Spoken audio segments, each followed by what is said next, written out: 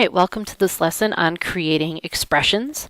After today's lesson, you should be able to create expressions from word problems, identify what the variables represent, and identify the constants. Alright, so first we need to actually understand what is an expression. Right? So an expression is a mathematical sentence with numbers, operations, and variables that show the value of something. So an expression overall can have letters in it that are actually variables. They can have numbers. They can have multiple operations. They can have one operation. The only thing that they can't have is they don't have an equal sign. Okay? Expressions can be equal to anything, especially when they have variables. And then if we get a little bit more specific, we have numeric expressions. Numeric expressions are mathematical sentences that are made up of only numbers and operations. So in this case, you notice that the examples are only made up of numbers and then the operations. Okay, that's what creates a numeric expression. Then you have an algebraic expression. Algebraic expressions are mathematical sentences with variables, operations, and numbers. So that in this case, the difference here is that these have variables. They have the letters in them. So that's how I remember. The algebraic expression can have alphabet letters in them. I know it's silly, but it helps me remember.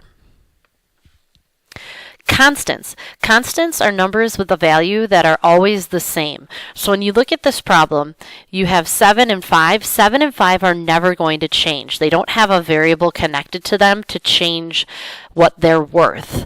Whereas here, the 4 has the x, so that value, 4 times whatever x is, can change. And the value of x can also change. So constants are the piece of the puzzle that are never, ever going to change. Your variables are symbols that are usually letters that are used to represent an unknown quantity or a quantity that can change. So in this case, you have each of these x's. So what that tells us is whatever that value is, it can always change. All right? Especially in an expression, because it doesn't have something that it has to be equal to, that variable can equal whatever you want it to equal. Alright, so let's go ahead and get started. We're going to start at the very basic in turning our expressions into words. So we have to think about the words that represent each of these operations. Okay, now we can get very vague here, and we can just look at words like added. So in this case, I have 18, and it's being added to the 32. Notice that the order changed because you're starting with 32 and you're adding 18 to the 32. Okay, that's why it's written in a different order. We could also say 32 plus 18 because you're taking 32 and you're adding on the 18. Okay, we could also refer to this as the sum of 32 and 18. Now, sum means the answer to an addition problem, but what it implies is that we have to actually do addition. 18 more than 32. Now this is where students tend to get confused because again we reverse the order because we're taking 18 more than what we started with. You have to look at everything as kind of like a starting and then what we're doing to that starting value. So we have a starting value of 32 and I want 18 more than that. I know I want more than because it's addition. So let's look at it as in terms of subtraction. So I'm starting with 90 and I want to take 12 away. So I want 12 less than 90. Okay, I want 12 less than 90. I could also say I want 90 subtracted by 12.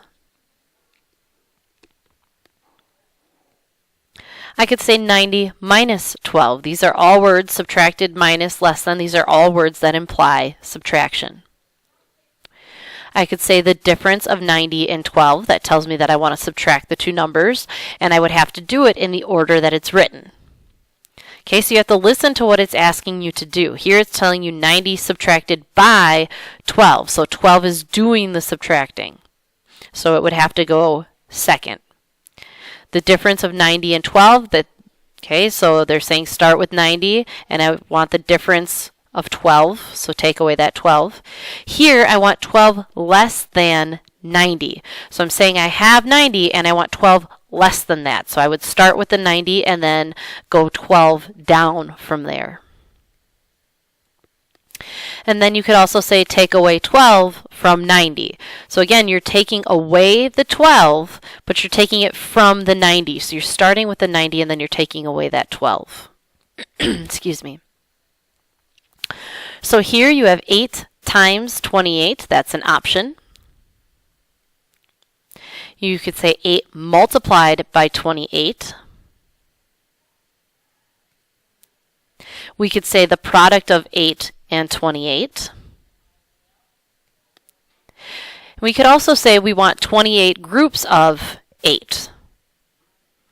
Okay, again, the order changed here because 8 is what you start with, and the 28 tells you how many groups you want of that initial number. Here we could say 327 divided by 3. We could say the quotient of 327 and 3. Okay, but I also want to include in this, we could say, take the bold off here, 327 split into groups of 3. Okay, that is another way of writing it. Get that a little smaller here so it fits. Okay, because we've talked about this before and how when you're dividing, you're taking that dividend and you're putting it into groups of the divisor. All right. So now what I want you to do is I want you to take the words that we have here, and we worked with all numerical expressions. Now you're going to work with algebraic expressions. Okay, so for example, here I could say I could say 18 added to x. All right, and you are going to fill out these boxes using all of these words for the algebraic expressions. Okay, this is going to be part of the work that you do on your own that we'll check in class. All right, so we're going to practice this. We're going to write a phrase or we're going to take the phrase and we're going to write it as a numerical or an algebraic expression. So first we have to decide, is it algebraic or is it numeric? So in this case, I have a number and a number, so I know that this has to be numeric. A number divided by 14. So a number implies that we're going to use a variable. So since we're going to use a variable, this has to be algebraic. 25 less than h, so we already see that there's a variable, so it's algebraic. A minus 45, again, we see that we have a variable, so it's algebraic. And then 34 and 7, we know that this is numeric. All right, so first what we're going to do is we are going to take the first one, 287 plus 932. So this one is in order because of the fact that we're saying we want 287 plus the 932. Here we have a number divided by 14. So since we have the divided by, that tells me I do want to divide, and it tells me that 14 is the divisor and not the dividend. Okay, a number means I don't know what this number is, so I can use any variable, and I'm going to use, let's use v. V seems like it's a lonely letter. So we have v, which represents the number, divided by 14. Here I want 25 less than h. So less than h tells me that I'm starting with the h, and I want 25 less than that. So I want to take 25 away from that h. Here I'm doing this a little differently. Now I have the expression and I want to turn it into an expression. I'm sorry, I have the expression and I want to turn it into words. So I could say 45 less than a. I could say a minus 45. A take away 45. A subtracted by 45. I have all kinds of different options. Okay, here I have 34, and I could say 34 times 7. I could say the product of 34 and 7. I could also say 7 groups of 34.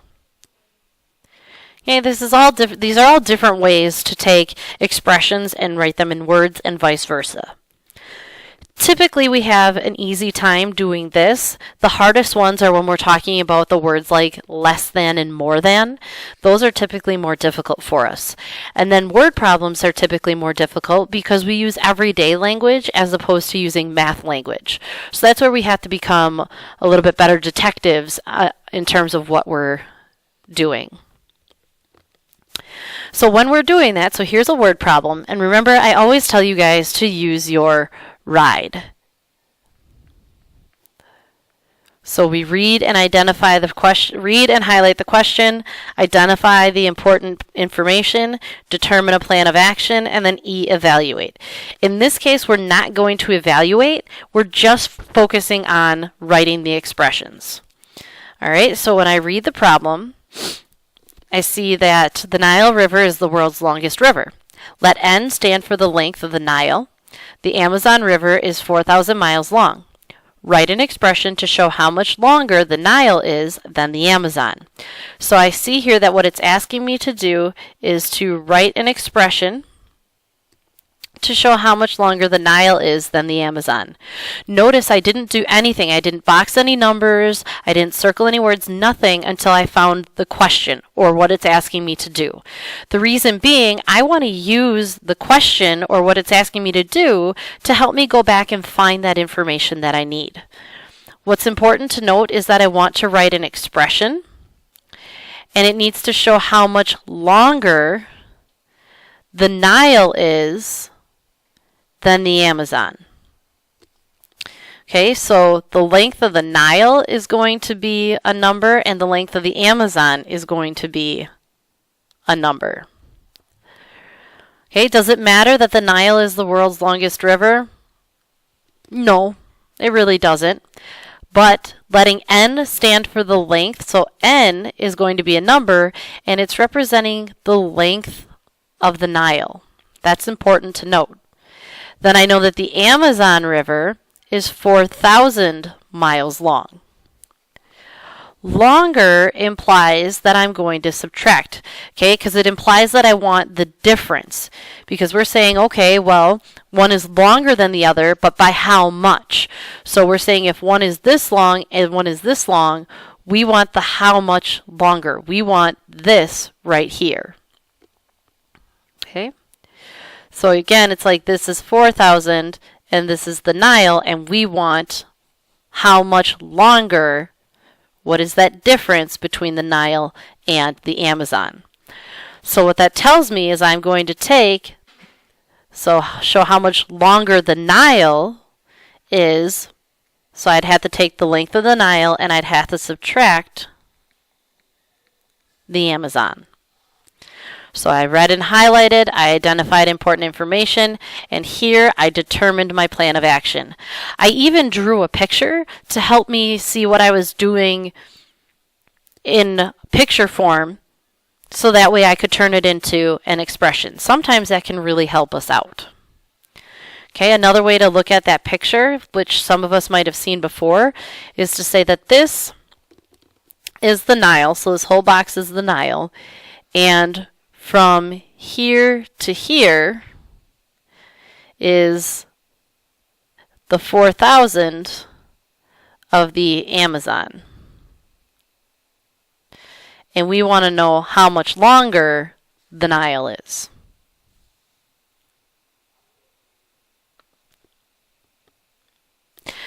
Okay, so I have 3 problems here that I'm going to help you work through. If you want to try them on your own at any point, you can always pause and do so. But please always come back and check to make sure that you did it correctly. And if you didn't, please go through and watch the explanation. All right, so I'm going to go ahead and I'm going to read my question. I'm going to highlight what it's asking me to do. So Noelle bought some boxes of water bottles for a picnic. Each box contained 24 bottles of water. Write an expression to show how many bottles of water Noelle bought. So the question is asking me to write an expression to show how many bottles of water Nicole bought. So expression. Now, here's the thing. I know that there are 24 bottles and that she bought some boxes. So since she bought some boxes, I know that I don't know what sum is. Sum could be anything. So since sum could be anything, it's going to be represented by a variable. So in this case, I'm going to use B for boxes. And then when we're asking what does our variable represent, well, our variable is going to represent the number of boxes because we don't know what that number is. So it represents the number of boxes Noelle bought.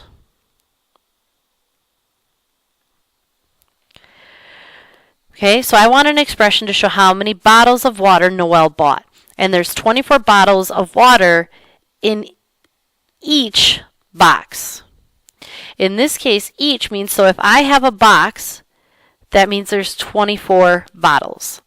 If I have 2 boxes, that means there's 24 in each, and I know that I could do 24 plus 24. However, I don't know how many boxes there are, so I can't use an addition problem. In this case, I know that each tells me that I would multiply. Because I have 2 boxes, and I know that there's 2 boxes, and there's 24 in each, so I could do 2 times 24 to get my answer. But now in this case, I don't know how many boxes she bought, so I can't use the 2. But what I can replace the 2 with is the B. I can say that I can take the number of boxes and multiply it by the 24 bottles in each box, and that should tell me how many bottles she purchased. All right, let's try another one. Helen divides up some money to give equally to her 4 nieces. Write an expression to represent how much money each receives. All right, so again, we're going to write an expression to represent how much money each niece receives. Important to note that it's an expression, so there should be no equal sign. Okay, and Helen divides, well, it tells you right there, she's dividing up money. And it's some money, so we don't know how much money that is, so that tells us that that is going to have to be a variable. And she's giving equally to her 4 nieces. Equally just tells us that we're not subtracting anything from the money, we're just taking it all and we're going to divide it up evenly between everybody. So in this case, some money. So we don't know what that is, so I'm going to use, I know my variable has to represent the amount of money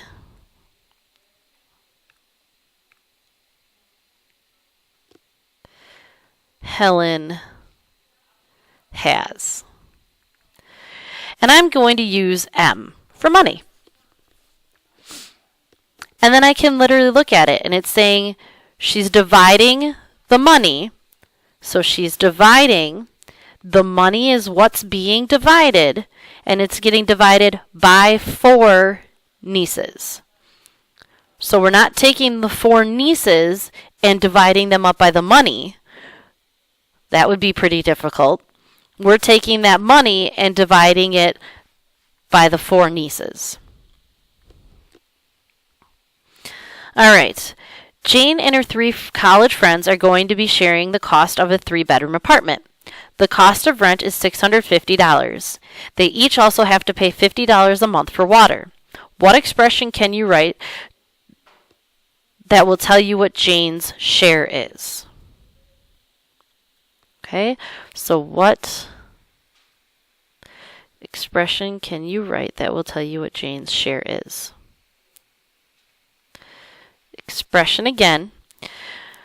So is it important that Jane and her 3 college friends are going to be sharing the cost of a 3-bedroom apartment? Yes. However, the 3-bedroom part doesn't matter. What does matter is that it's Jane and her 3 college friends. So together I have to realize that it's not 3, it's 4 people living in this apartment. Okay, it's important to note that the cost of rent is $650. And they each have to pay $50 a month for water. All right, so in this case, I don't know how many months they're going to be in their apartment, but that is important because if they have to pay monthly, then again, the first month is 50, the next month is 50, and so on and so forth. But if I don't know how many months there are, I can't add it up like that. So what I can say is that the M represents the number of months they used water. So now I have to go back though and I have to think. I want to write an expression that'll tell you what Jane's share is. So it's important to note that it's going to cost $650 just to start living there.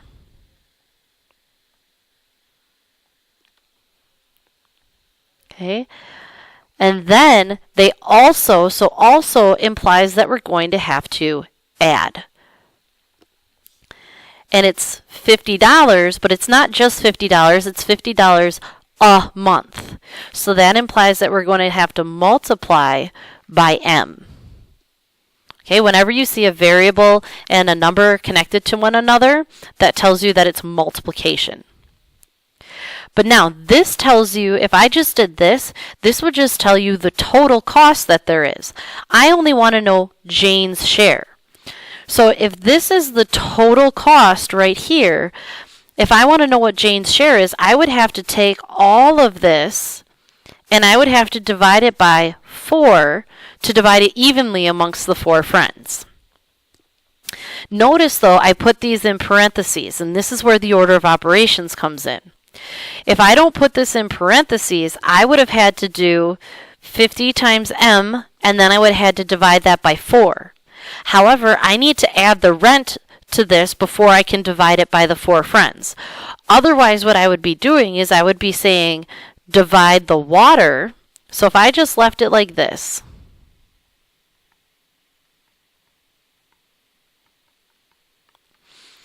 I would be only dividing the water by 4 people.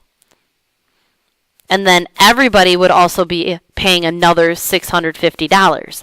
That's not the case. The $650 and the water have to be divided by 4. So that's why I have to put it into parentheses and find out what this total is before I can divide it by 4.